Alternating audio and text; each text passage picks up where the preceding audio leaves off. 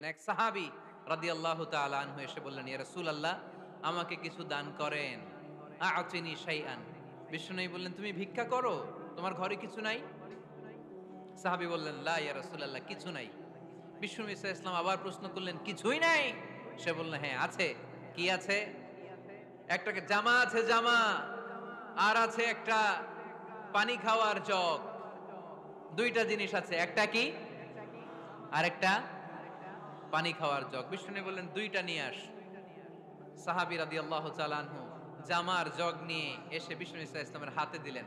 বিষ্ণুনবী জামার জগটা ধরে বললেন, মাইয়াশতারি হাযাইন, কে আছো আমার সাহাবীদের মধ্যে এই দুইটা জিনিস কিনতে চাও? এক সাহাবী দাঁড়িয়ে বললেন, ইয়া রাসূলুল্লাহ, ইয়া হাবিবাল্লাহ, আনা আশতারি হিমা বিদিরহাম। এই দুইটা জিনিস, একটা জামা, একটা পানি খাওয়ার জগ, আমি 1 দিরহাম দিয়ে কিনে নিতে চাই। পড়েন সুবহানাল্লাহ। বিশ্বনবী বললেন, 1 দিরহাম তো কম হয়ে যায়, 1 দিরহামের চেয়ে বেশি দিয়ে কেনার মতো যদি কেউ থাকে একটু হাত তোলো। মাইয়াজিদু আলা যালিক, এর চেয়ে বেশি দাম দিয়ে কেনার মতো কেউ আছো নাকি? আরেক সাহাবী হাত তুলে বললেন, ইয়া রাসূলুল্লাহ, ইয়া হাবিবাল্লাহ, আশতারিহিমা বিদিরহামাইন, আমি 1 দিরহাম নয়, আপনার সম্মানে 2 দিরহাম দিয়ে জিনিসগুলো কিনে নিতে চাই। 2 দিরহাম। বিষ্ণুনবী বললেন, ওকে ফাইন, ডান, 2 দিরহামে বিক্রি হয়ে যাবে। দিয়ে দেয়া হলো। 2 দিরহাম নিয়ে বিষ্ণু ইসা ইসলাম ওই আগন্তুক ভিক্ষুক সাহাবীর হাতে দিয়ে বললেন, যাও, 1 দিরহাম দিয়ে তোমার পরিবার পরিজনদের জন্য খাবার কিনে নিয়ে যাও। আরেক দিরহাম দিয়ে একটা কুঠার কিনে নিয়ে আসো। কি কিনে নিয়ে আসো? সবাই বলেন। কুঠার চিনেন আপনারা? কুঠার দিয়ে কি করে? গাছ কাটে। ওই সাহাবী আরেক দিরহাম দিয়ে একটা কুঠার কিনে নিয়ে আসলেন। বিশ্বনবী সাল্লাল্লাহু আলাইহি ওয়াসাল্লাম নিজ হাতে ওই কুঠারের একটা হাতল লাগায় দিলেন। সুবহানাল্লাহ পড়তে পারলেন না মজা করে? হাতল ছাড়া কুঠার ধরা যায়? ধরা যায় না। বিশ্বনবী কাঠের একটা হাতল লাগায় দিলেন। এই হাতলটা দিয়ে বিশ্বনবী বললেন, try to imagine the attitude of the last messenger Muhammad sallallahu, he changed the world for the better and made us better creature. তার নাম কি? কি নাম? He was Muhammad sallallahu alayhi wasallam. Muhammad, mercy upon mankind, teacher of all mankind, Abul Qasim, Ya Habibi, Ya Muhammad, Ya Shafi'i, Ya Muhammad, Khairu Khalqillahi Muhammad, Ya Mustafa, Ya Imam al-Mursalin, Ya Mustafa, Ya Shafi'al Alamin. পড়েন সবাই। Ya Mustafa, Ya Imam al-Mursalin, Ya Mustafa, Ya Shafi'al Alamin. He taught us to be just and kind, and to feed the poor and hungry, help the wafer and the orphan child, and to not be cruel and miserly. His speech was soft and gentle, like a mother stroking her child. His mercy and compassion were most radiant when his smile was Muhammad sallallahu alayhi wasallam.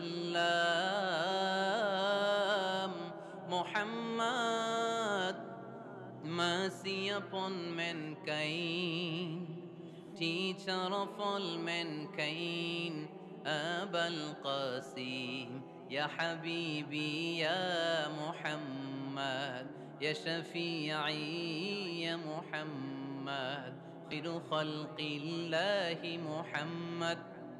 পড়েন সবাই। Ya Mustafa, Ya Imam al-Mursalin, Ya Mustafa, Ya Shafi'al Alamin, Ya Mustafa, Ya Imam al-Mursalin, Ya Mustafa, Ya Shafi'al Alamin, Muhammad. সুবহানাল্লাহ পড়েন। He was Muhammad sallallahu alayhi wasallam. বিশ্বনবী নিজ হাতে ওই সাহাবীর কুঠারের ভেতরে একটা হাতল লাগায় দিলেন। ঘটনা মনে আছে নাকি নাশিদ শুনে ভুলে গেছেন? ঘটনা মনে আছে সবার? তিনি হাতল লাগাই দিলেন আর বললেন, যাও, গায়ে শক্তি আছে, তাগড়া যুবক, এই কুঠার নিয়ে জঙ্গলে যাও, জঙ্গলে যে কাঠ কাটো, লাকড়ি বানাও, বাজারে যে বিক্রি করো। লা আইয়াহতাতিবা আহাদুকুম হাজমাতান ফি যাহরিহি খায়রুম মিন আই ইয়াসআলা আহাদান ফায়ু'তিয়াহু আও ইয়ামনাহু। যাদের গায়ে জোর আছে, শক্তি আছে, পরিশ্রম করে লাকড়ির বোঝা পিঠে নিয়ে বাজারে বিক্রি করা অনেক ভালো কারো কাছে হাত পাতার চেয়ে। কারণ তুমি হাত পাতলে লোকজন তোমারে দিতেও পারে, নাও দিতে পারে, কিন্তু পরিশ্রম কখনো বৃথা যায় না। What is the moral of the story? রাসূল সাল্লাল্লাহু আলাইহি ওয়াসাল্লামের এই প্রফেটিক স্টোরি থেকে আমাদের শিক্ষা কি? বিশ্বনবী বললেন, যাও, কাঠ কেটে নিয়ে আসো। লা উরিদু আন আরাকা 15 আইয়াম, সামনের 15 দিন আমি যেন আমার চোখ দিয়ে তোমারে আমার আশেপাশে ঘুরঘুর করতে না দেখি। সাহাবী চলে গেলেন, কাঠ কাটতে আরম্ভ করলেন, বাজারে বিক্রি করতে আরম্ভ করলেন। 15 দিনের ব্যবধানে 10 দিরহাম নিয়ে বিশ্বনবীর দরবারে ওই সাহাবী হাজির হয়ে গেলেন। 10 দিরহাম নিয়ে হাজির হয়ে গেলেন। এসে বললেন, ইয়া রাসূলুল্লাহ, ইয়া হাবিবাল্লাহ, আমি আর দরিদ্র নাই, আমি আর ভিক্ষা করি না, আমি নিজের পায়ে দাঁড়িয়েছি, আমি স্বাবলম্বী হয়েছি, আমি অন্যান্য খেটে খাওয়া মানুষের মতো এখন উপার্জন করে আমার ফ্যামিলির চাহিদা মিটাই। পড়েন সুবহানাল্লাহ। What is the moral of the story? এই প্রফেটিক স্টোরি থেকে আমাদের জন্য শিক্ষা হচ্ছে, বিষ্ণু ইসা ইসলাম চাইলেই ওই 2 দিরহাম দিয়ে বলতে পারতেন, যাও, এটা দিয়ে খাবার কিনে খাও। দুপুরবেলা খাইতো, রাত্রেবেলা আবার জাকাতের লাইন ধরতো। কথা কন? তার মানে বিষ্ণু ইসা ইসলাম কাজের প্রতি উৎসাহিত করেছেন। 2 নাম্বার লেসন বা শিক্ষা হচ্ছে, বিশ্বনবী সাল্লাল্লাহু আলাইহি ওয়াসাল্লাম পার্মানেন্ট সলিউশন করে দিয়েছেন, স্থায়ী সমাধান। ঠিক কিনা? আমরা প্রায় জাকাতের শাড়ি দেই, লুঙ্গি দেই, আছে না নাই? আলহামদুলিল্লাহ, আপনাদের গাজীপুরে বোধহয় এগুলো নাইটাই, এখানে নাই, আছে? যদি থেকে থাকে এই ট্র্যাডিশন আপনারা বন্ধ করবেন। জাকাতের শাড়ি বলতে কোনো শাড়ি নাই, জাকাতের লুঙ্গি বলতে কোনো লুঙ্গি নাই। কারণ জাকাতের শাড়ি আর জাকাতের লুঙ্গি যদি আপনি বিতরণ করেন, আর সামান্য সয়াবিন তেল আর চাল ডাল যদি আপনি প্যাকেট করে দিয়ে দেন, তাহলে 1 মাস পরে আবার যে সে আরেক জায়গায় জাকাতের লাইনে দাঁড় হয়ে যাবে। চিল্লা এখন ঠিক কিনা? এজন্য আপনাকে পার্মানেন্ট সলিউশনের ব্যবস্থা করতে হবে। আমি সব জায়গায় বলি যে প্রতিটি জেলার বিজনেস ম্যাগনেট যারা আছেন, তারা সবাই মিলে একটা জাকাত ম্যানেজমেন্ট প্ল্যাটফর্ম গড়ে তুলুন। সেখান থেকে এমনভাবে জাকাত দিন যাতে মানুষ স্বাবলম্বী হতে পারে। স্বাবলম্বী বানানোর জন্য, দারিদ্র বিমোচনের জন্য জাকাত এসেছে, জাকাতের শাড়ি লুঙ্গি বিতরণের জন্য নয়। আর জাকাতের শাড়ি এত পাতলা, মশারি কি পাতলা, এর চেয়েও পাতলা। দেখছেন কখনো? এটারে একবার ধোয়ার পরে দ্বিতীয়বার পরা যায় না। একবার ধোয়ার পরে শাড়ির দিকে তাকাইলে শাড়ি আমনের দিকে বেশকি মেরা থাকবে। কথা বলেন ঠিক কিনা? এইভাবে শাড়ি লুঙ্গি দেয়া যাবে? এভাবে তো শাড়ি লুঙ্গি বিতরণ করলে যারা লাইন ধরে জাকাত নিতে আসলো, এই আল্লাহর বান্দাদেরকে অপমান করা হয়। আর আল্লাহ বললেন, ওয়ালাকাদ কাররামনা বানি আদম, আমি পুরো বানি আদমকে সম্মানিত করেছি। ফেরেশতার সম্মান বেশি না মানুষের? বুঝা শুনে বলেন, কার? তুমি মাটির আদমকে প্রথম সৃষ্টি করিয়া ঘোষণা করিয়া দিলে শ্রেষ্ঠ বলিয়া, তাই তো নূরের ফেরেশতা করে আদমকে সেজদা। সুবহানাল্লাহ পড়েন। তাই তো নূরের ফেরেশতা করে আদমকে সেজদা, সবার চেয়ে সম্মান দিলে মাটির আদমকে।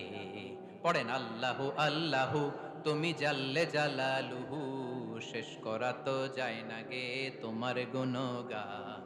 আল্লাহু আল্লাহু, সুবহানাল্লাহ পড়েন। আহা, মানুষের মর্যাদা সবচাইতে বেশি। এজন্য জাকাত যারা নিতে আসে তাদেরকে অপমান করা যাবে না। এর কারণ, জাকাত দিয়ে আপনি কোনো করুণা করেননি, বরং ওরা জাকাত নিয়ে আপনাকে এই ফরজ ইবাদত করার সুযোগ করে দিয়ে আপনার প্রতি করুণা করে গিয়েছে। আওয়াজ করে বলেন ঠিক কি না? অনেকে মনে করে আমি জাকাত দিয়ে আমি মনে হয় দয়া করছি, আমি মনে হয় করুণা করছি। আচ্ছা, যারা গরিব ওরা যদি জাকাত না নেয় ওর সমস্যা আছে? নিমুনা জাকাত, কিন্তু আমি যদি বলি দিমুনা, আমার খবর আছে না নাই? আমার জন্য দেয়া ফরজ, ওর জন্য নেয়া ফরজ না। তাই আমি দিয়ে করুণা করিনি, ও আমার কাছ থেকে জাকাত নিয়ে জাহান্নামের আগুন থেকে আমাকে বাঁচিয়ে ও আমাকে দয়া দেখিয়েছে।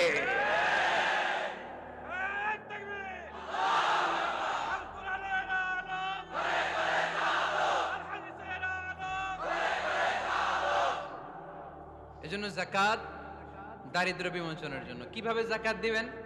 আপনি যাকাতের টাকা দিয়ে খেয়াল করবেন, একটু ক্রস চেক করে নিতে হবে, ডবল চেক করে নিতে হবে, যেই ফ্যামিলিতে যাকাত দিবেন কর্মক্ষম উপার্জনের মতো করতে পারে এরকম ছেলে আছে কিনা, থাকলে ওর একটা অটো রিকশা কিনে দেন, সিএনজি কিনে দেন, ওই সিএনজি চালিয়ে ওর ফ্যামিলিটা দিব্যি চলে যাবে, ঠিক কিনা? ওর একটা অস্ট্রেলিয়ান গাভী কিনে দেন, ওই গাভীর দুধ বিক্রি করে ফ্যামিলিটা স্বাবলম্বী হয়ে যাবে, ঠিক কিনা?